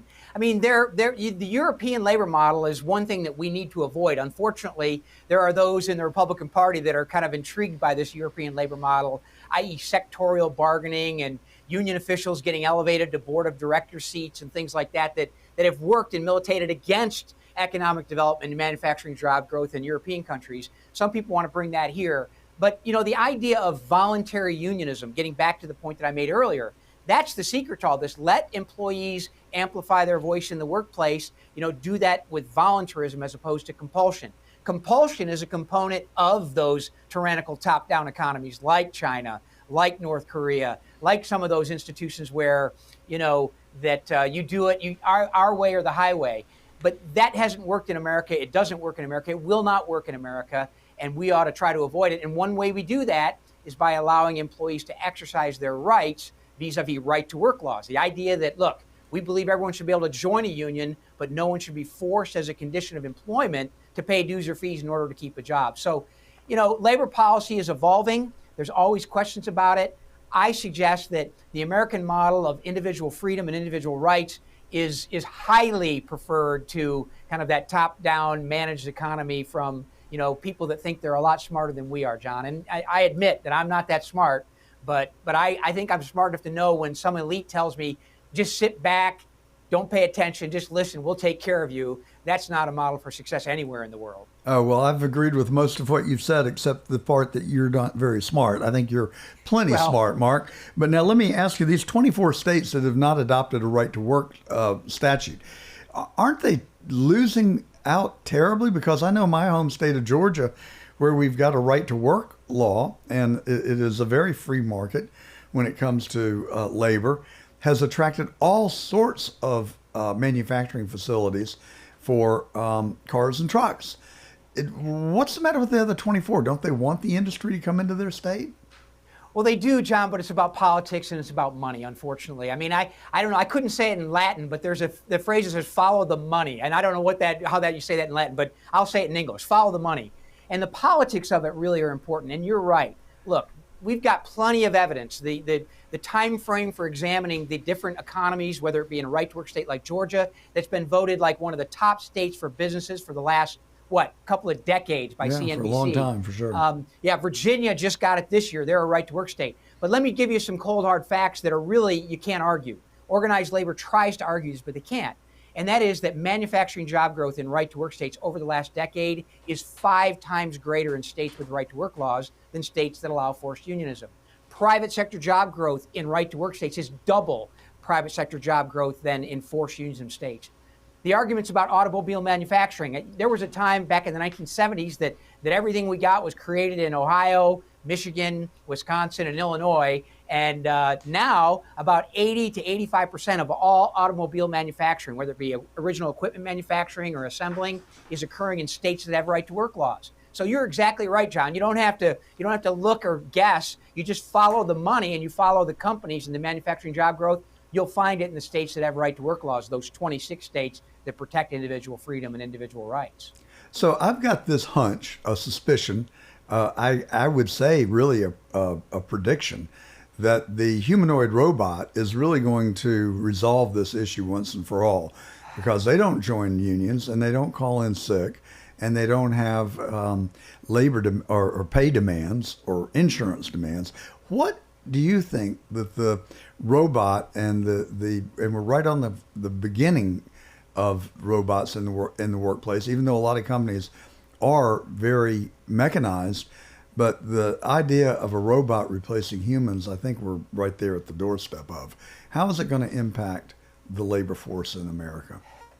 Yeah, John, if I could give you the answer that would be correct, I'm guessing. But look, I'm a Star Trek fan. I watch Jim Kirk and Spock and Bones and the guys get that Enterprise system through, and we saw a little bit of robots. But you know what we did see? There was still a human in control of major decisions. And so, I think, Elon Musk has talked about this. He's talked about robots, and we've seen kind of the most advanced manufacturing facilities in the country not only have robots, but they also have humans running those robots. And so the skills needed to be part of the manufacturing industry may change, but there's still going to be, I think, a human component to that. And frankly, I hope there's still a human component to it, because I get a little bit worried when an AI program being tested for, being shut down. I think the other day I was reading about an AI program that they tested it to see what would happen when they tried to shut it down, and finally the AI program started blackmailing the guys that were trying to shut them down. And that famous scene in Space Odyssey 2001, Dave, what are you doing? I worry about that. But I think you're right, John. The continuing cost and the kind of artificial inflation that occurs in manufacturing is going to lead to a solution, because everyone's concerned that manufacturing moved offshore. One of the reasons why that happened is because the cost structure got out of control and we couldn't compete in a global economy.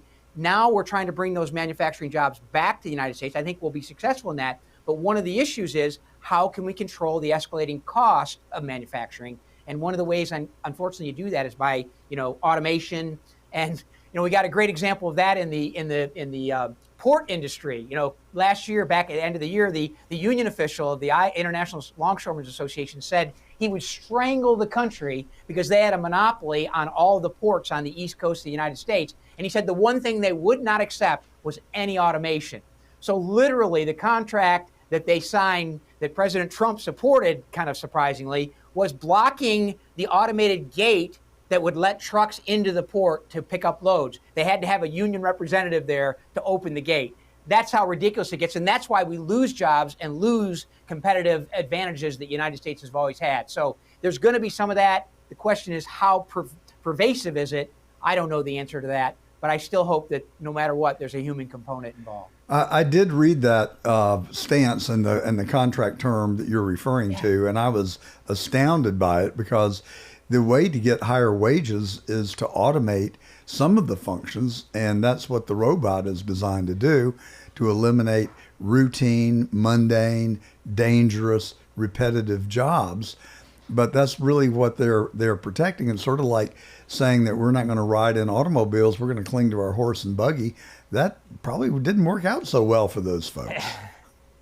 Yeah, time takes its toll. There's no question. But in this contract, John, they got, not only did they get the no automation clause, they got a 66% raise. So I don't know how all that's going to work. I mean, what we do know is that cost will be passed along to the consumer ultimately, and there'll have to be a new way and a new way forward. Maybe some, when we're delivering it by drones, who knows what the future holds. But I know the American entrepreneur, the American spirit will find a workaround. We always do. Absolutely. And that's kind of the beauty of the country in that regard. It's just like when Washington State, or maybe it was Oregon, one of the two, introduced a $15 an hour minimum wage.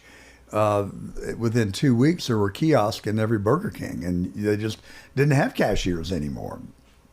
They found yeah, that's right. And we just had another example of that in California, where they raised the hourly rate for restaurant employees, fast food restaurant, quick serve restaurants, to what, $25 an hour, $20 an hour. 10,000 jobs were lost immediately. And to your point, technology comes in, and again, they don't call in sick. They do their job consistently, very consistently, interestingly enough. And yeah, so when you get the market out of loop, it tends to fix itself, and this is how it does, unfortunately. So how do you explain the fact that virtually every business I go into, or every business owner I talk to, says the familiar repetitive refrain is that I cannot find people that want to work, yet we have a 4.3% unemployment rate in America right now. Why can we not absorb those people into the workplace? I don't get it. Yeah, I don't either, John. And I find that true when I go around the country and visit with small business people. That's the one thing. We can't find anyone that wants to work. Right. And that doesn't make any sense. I mean, I guess the problem is they're finding a way to survive through government, stimulus or through government transfer payments. We're making it profitable, or not profitable, but livable, to basically sit home on a couch and as opposed to going to work. And I think most Americans, want to have something to do. They want to invest in working. They want to invest in bettering themselves. But it is a surprise. And, the unions would argue right now we're having a riot in Los Angeles about this very issue, about, having these illegals stay here because they're the only ones that will do this work. And, no one in America wants to do these jobs. Well, I think the first way you get Americans to do this work is to shut off the transfer payments and force them to go to work. I think that's biblical. I think bingo has just been called. You are so right. And, you watch these people that are rioting and burning in Los Angeles, and Maxine Waters and some of these national political people and the governor of California, Gavin Newsom, are saying, these protests are not violent. To me, they are making President Trump's case every minute that they're on television. That is the rioters and the people that are trying to burn the city down, because they're carrying Mexican flags and they're rioting and looting and burning. I mean, does that not just sort of sum up the case, President Trump's case in and of itself? I mean, what more information do we need? Yeah, indeed. And I think, most Americans see that picture, John, that you're talking about, and they recognize what's going on here. The unions have made it a cause celeb because apparently the president of the SEIU, California Union, was quote, arrested for impeding the operations of federal agents trying to conduct their mission, what they're doing. And of course, the big issue came out, free him. He did get freed on Monday with a $50,000 bail, but this is a bigger issue than union power. This is about a Trump promise to basically secure the border and clean up the immigration mess that was created over the last 4 years.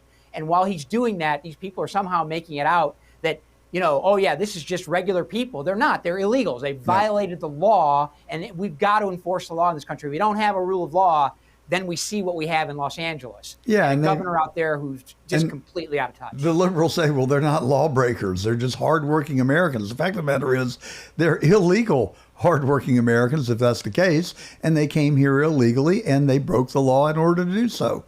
Mark Mix, thank you for coming on The Truth. President of the National Right to Work Committee. We appreciate the good work that you're doing, and we appreciate your time today here on The Truth. Come back soon and often. I'll do it, John. Pleasure to talk to you. Thanks for the opportunity. My pleasure.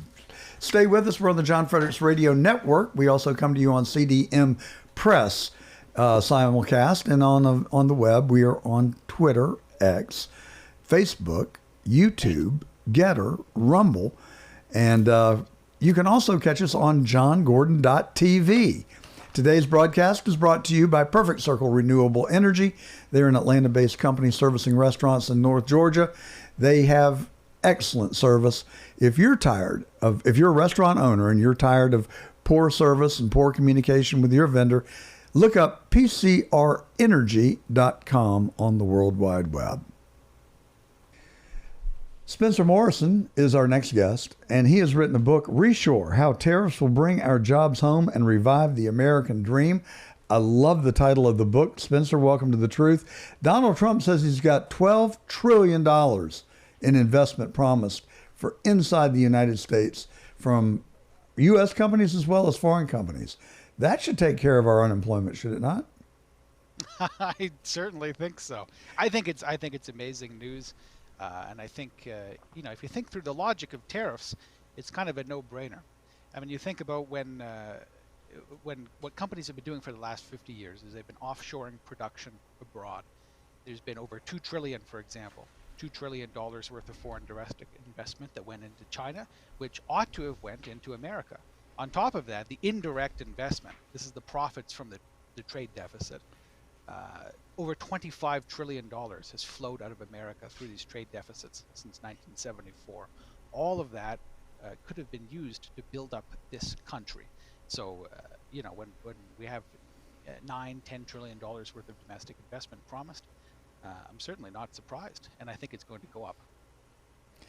Well, for the last 25 or 30 years, I've been continually frustrated by the number of U.S. companies that have gone outside our country for its manufacturing, and I just kind of wrung my hands and assumed that that's the way it was, and there was nothing that we could do about it.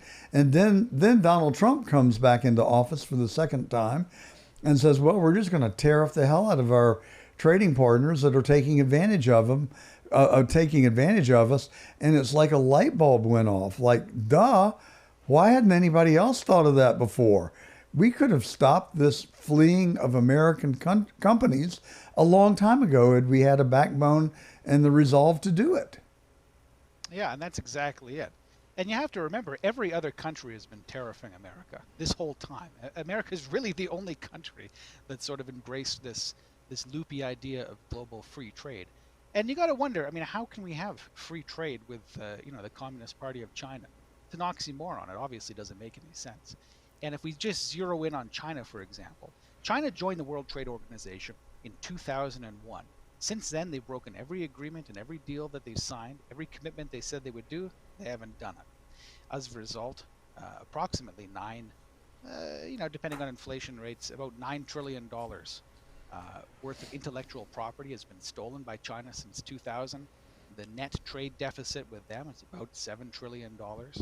60,000 factories have closed. 5 million manufacturing jobs have been lost. And all of this was done on this pretense that we're going to get cheap Chinese goods. Well, I'll tell you what, the goods aren't so cheap when you don't have a job. Well, and when you look at the other consequences that we are paying for it, like, as you say, the stealing of our intellectual property. And, the Chinese, they don't have any right to work laws. They don't have any child labor laws. They don't have environmental laws. They don't have the regulation that our companies do. And so it's so much easier and so much cheaper to make things in China. But then they tariff us when we send our goods into their country. So I've been sitting here wringing my hands like, well, the disparity in their ability to produce at less cost and our consumer wants for less expensive goods is just something that we can't overcome. But I kind of take China and put it in one department and everybody else in another. But China, to me, I've said on this program many times, it's been a theme of the truth that we are at war with China. No one evidently wants to acknowledge it, other than people like General Robert Spalding, who wrote Stealth Warfare, and Peter Schweitzer, who's written Red Handed and Blood Money, and Gordon Chang. I mean, they have been sounding the alarm, and it's sort of like they're in an echo chamber and no one else is listening. But I think people are finally starting to wake up, don't you? Yeah, I think so, and I think a big part of that is the fact that the President of the United States came out and said the things that we've all been thinking, that China's been ripping us off. 100%. And I think it was also really smart of the President to link the trade with China to the fentanyl crisis. People don't understand that this goes back hundreds of years to the first and the second opium wars in the 1800s with Great Britain and European powers and China. China holds a very, very long memory. And what China is doing with fentanyl, I think, is very clear. Is they're using fentanyl in the same way that the British used opium in the 1800s to sort of dope up the population and to recoup money on the black market. And you know, this is a national crisis. I mean, we have over 70,000 people a year dying of opioids overdoses, another 20,000 through other illicit drugs, and this stuff is all coming from China, right? And I note that you know, earlier this week we've been engaged with the trade talks with China. China's trade representatives have specifically said they're not cracking down on fentanyl. Why wouldn't they Why would they not crack down on an illegal drug trade?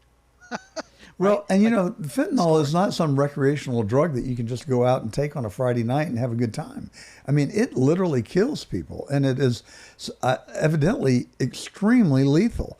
I mean, I campaigned for Attorney General in Georgia 2 years ago, and virtually every campaign stop I made, someone would come up to me and tell me a gut-wrenching story, just a heart-shattering story about how they lost a child to a fentanyl overdose. And in these remote towns in Georgia, police officers had to carry Narcan with them because contact with fentanyl was a regular occurrence, not an exceptional one.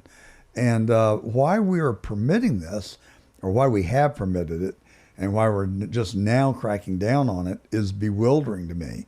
And what China's really end game is, I think, is the bigger question. Why would they want to inflict pain and suffering on the American people with the introduction of a lethal drug? What is their goal?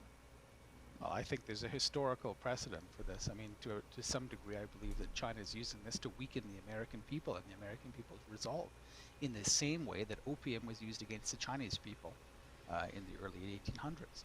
I mean, this is all part of a broader sort of asymmetrical war that China has been waging against America and against the West more broadly. When China looks at the opium trade, they're not just looking at this as you know, as a crime. They're looking at this as a, you know, what will the effects of fentanyl do to the American population? How will this destabilize America? How can they gain leverage on this and other aspects? Because China doesn't want to fight a hot war. They're completely happy to sit back and to fight a war, you know, using drugs, a war using cybersecurity, a war of espionage, a trade war. So China is waging really a multifaceted, let's call it what it is. It's a war. It is a war, and they're fighting it in a variety of theaters, economically, as we've been talking about, and Trump trying to square that with the tariffs. They are doing it through espionage, like floating spy balloons over the heartland of our country and we've allowed them to linger over our most sensitive nuclear bases. Let me tell you a bit about this espionage. I was talking Please. to I was talking to an inventor. He's you know, he's a PhD in electrical engineering, and he was telling. So he invents technology that's employed by, you know, the U.S. military and other militaries around the world. He was telling me he stopped registering patents. He doesn't register patents for his inventions anymore, because if he registers a patent, there's a Chinese knockoff on the market 6 months down the road. It takes him about 2 years to reverse engineer it if there's no patent. So I think, it's really, really a dangerous thing that there's people, China's engaged in this espionage. They're in the U.S. Patent Office. They're in the corporate boardrooms. And of course, here's another main vector of this intellectual property theft. When an American company goes to build a factory in China, they have to partner with a Chinese corporation. It's a 50-50 joint venture. And as a part of that venture, they have to undertake to train the Chinese workers, and they have to provide their technology, all of the technology, the schematics, the machinery, what they're producing. All of that gets handed over carte blanche to the Chinese. And of course, that is the biggest vector by which this American intellectual property gets transferred to China. And it's usually not even counted in the statistics because it's done legally. The companies just hand the tech over to China. Well, and to further bum out our audience, China is now known to be engaging in agro-biological warfare. The FBI has now intercepted 3 individuals who were smuggling fungus into I guess that would be fungi, into the United States, to the University of Michigan, where they were supposedly conducting experiments with this fungus, but the fungus has the potential to wipe out our corn, soybeans, and wheat crops. And it's evidently an extremely easy fungus to spread. And one guy was deported. Unfortunately, I wish we had put him in handcuffs and invited him into the country, but his girlfriend and now a third actor has been discovered. I mean, this is serious stuff that we're combating. Yeah, it absolutely is. And the scale of the technological theft, is hard to quantify. If you look at just the sort of fair market value of things, we're talking about $9-10 trillion. But of course, the value of the technology is a lot more than that. I mean, what China's been able to do over the last 20-25 years is completely reform its society from a largely agrarian, sort of low-tech society into, an advanced economy. They've been able to put up 140,000 miles of rail track in 20 years, for example. They have state-of-the-art, airports, all sorts of stuff. And that was all bought and funded by us. Maybe we could induce some of those people who have developed the Chinese railroad to come to California and finish the bullet train that we've spent billions of dollars on, and I think they've got 1 mile of track to show for it. It is such an embarrassment. So we've got China, and then there's everybody else. I kind of put the EU in its own category as well, but then everybody else seems to really kind of be falling in line. Vietnam was like one of the first to say we're reducing our tariffs to 0. I think India has all but eliminated their tariffs. And but the EU is going kicking and screaming like a spoiled child who can't get dessert after their meal at night. And we have spoiled them so bad since World War II, when I think we were legitimately motivated to help try and rebuild Europe, which we saved from the Germans during World War II. They've got evidently extremely short memories. And I think the trade imbalance was intentionally created historically, but today you'd have to dig pretty deep to come up with an intellectual argument why there should be an imbalance of trade with Europe now. Don't you think? Oh, I totally agree. I mean, the trade imbalance with Europe, as you correctly pointed out, was deliberate. It was a part of the Marshall Plan. It was a way to rebuild Europe. So European producers were able to sell their products in America, largely tariff-free. And of course, on the flip side of that, they had high tariffs to protect and rebuild their industry. And that was part of a deliberate plan in order to rebuild Western Europe. But of course, Europe was rebuilt, well over 60, 70 years ago at this stage. Yeah, and their population rivals ours, and their GDP is actually larger than ours in the aggregate today. So does Trump get these tariffs over the line? Does he prevail? I mean, it seems like he's bitten off an awful lot in a short period of time. I watched Wilbur Ross on an interview yesterday, and he said he's trying to do in 90 days, which should probably take 4 years. But what odds do you ascribe to his being able to get these tariffs pushed through?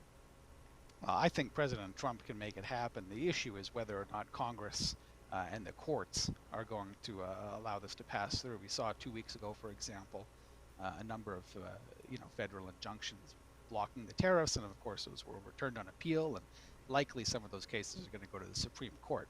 The question being whether or not the president actually has the authority to institute these tariffs. I'm a lawyer. I think he does, but of course there are, there's legitimate, there are legitimate grievances that Congress has the power over taxation. I would say that those were, in terms of these tariffs, were delegated, of course, to the president and the executive branch. But then, of course, there's Congress. I mean, Rand Paul and Congress in the Senate tried to block the tariffs about a month and a half ago now. On these same grounds. I did not know that, and that's astounding that the defender of capitalism and free trade would want to block tariffs that are designed to balance trade. That doesn't compute for me. What's up? Yeah, it was, it went to a tied vote. J.D. Vance cast the vice president cast the tied vote, and the tariffs stayed in place. But, Senator Paul, to his credit, he was essentially saying that Congress has the power over taxation, and of course that's true. But Congress has also delegated powers to the president in order to handle trade imbalances specifically for these purposes. So I think the tariffs are certainly legal. I think that they're necessary. And I really do think that Congress ought to be working on, a reindustrialization bill to codify these tariffs for the long run, and then, of course, to provide other sorts of relief to reindustrialize America. Because the reality is that without industry, without the ability to manufacture the necessities of life, we don't actually have a country. And this is why the very first piece of legislation in this country was the Tariff Act of 1789. Well, what a great opportunity it presents to the United States today for a new source of revenue.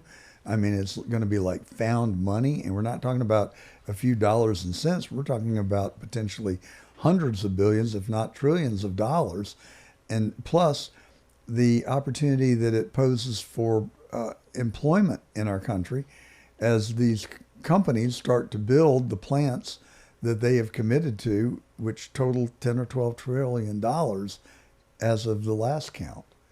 I mean, that's earth-shattering news, is it not? That should be celebrated?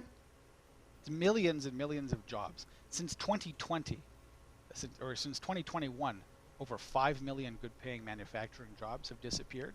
And then on top of that, about 5 to 7 million service jobs that were supported by those manufacturing jobs. Those also disappeared.